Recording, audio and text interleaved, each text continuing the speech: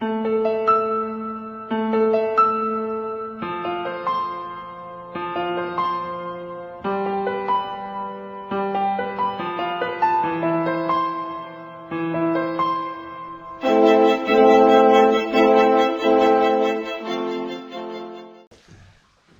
afternoon, everyone.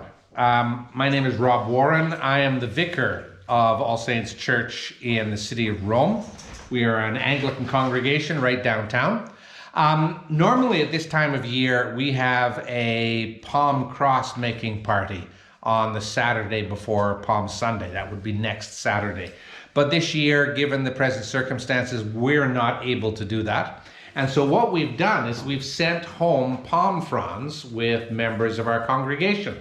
The British Embassy in Rome has a whole series of palm trees on the property, and we managed to make a deal with the gardening staff to collect a whole bunch.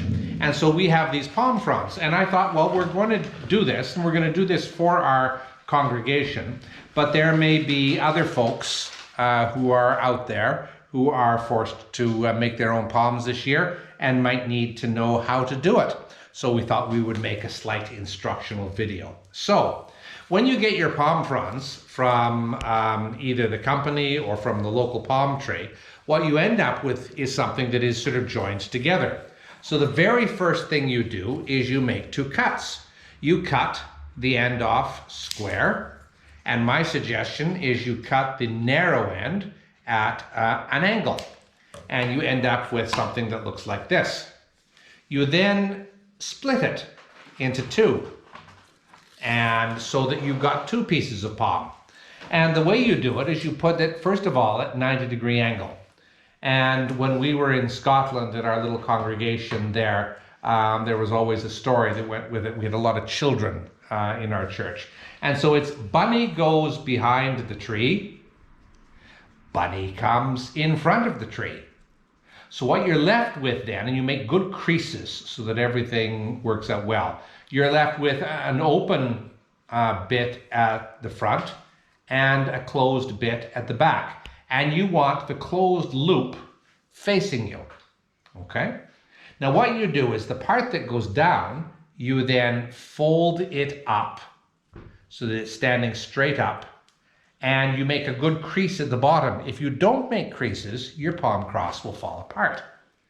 And then you take the top part and you thread it through the open loop, and then you, holding it quite tight between thumb and forefinger, you pull it down until it locks.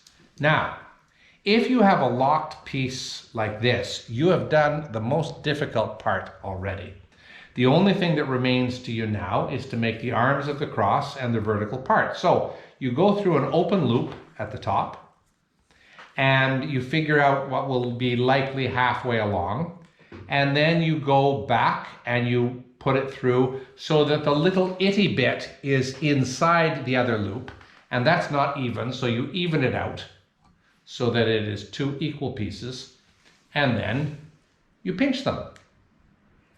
And then you take the loop that's there and you make the top of the cross, and you go through, see if I can do this right now, and you go through until it's basically proportional. I would correct that a little bit. That's it. I'm going to correct this bit. There you are.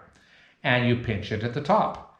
And you have, oh, I don't know, I think this one is about 6 out of 10. So we'll do another one. We'll chuck that one in there and we'll try it again. And the lovely Alex is almost finished hers. And she's going through, and let's see, Alex. Very good. You push it up a little closer to the camera. So this one is the way it should be. So let's try a couple more just to make sure you've got it straight. So the first bit with the palm that's still connected, the two bits together, you make the first bit straight. You don't want this little bit. That's very hard to thread through. So you do the second part across like that. And then you split them. So you've got two bits, 90 degrees. Bunny goes behind the tree. Bunny comes in front of the tree.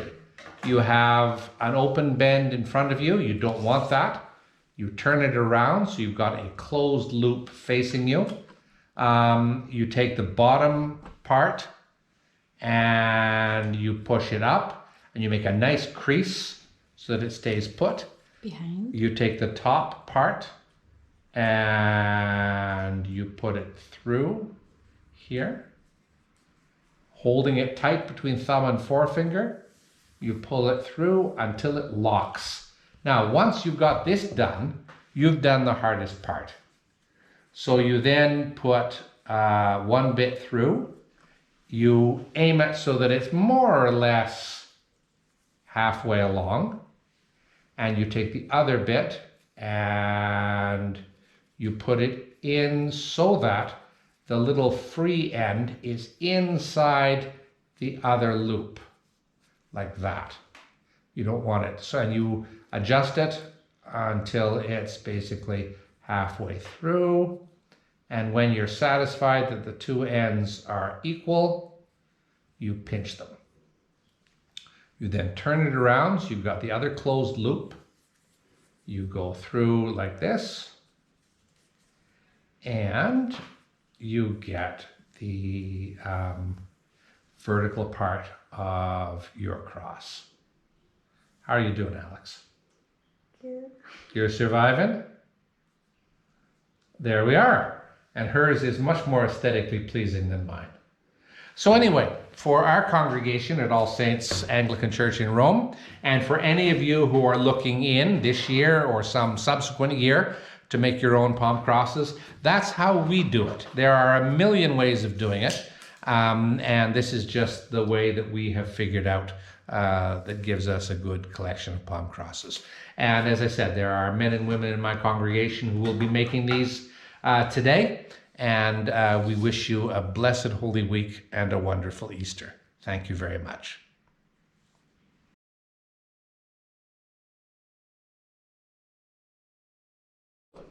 All right, so the two bits are at 90 degrees. Bunny goes behind the tree. Bunny goes in front of the tree. And you now have a closed loop facing you. You take the bottom part that's here and you go behind, not in front.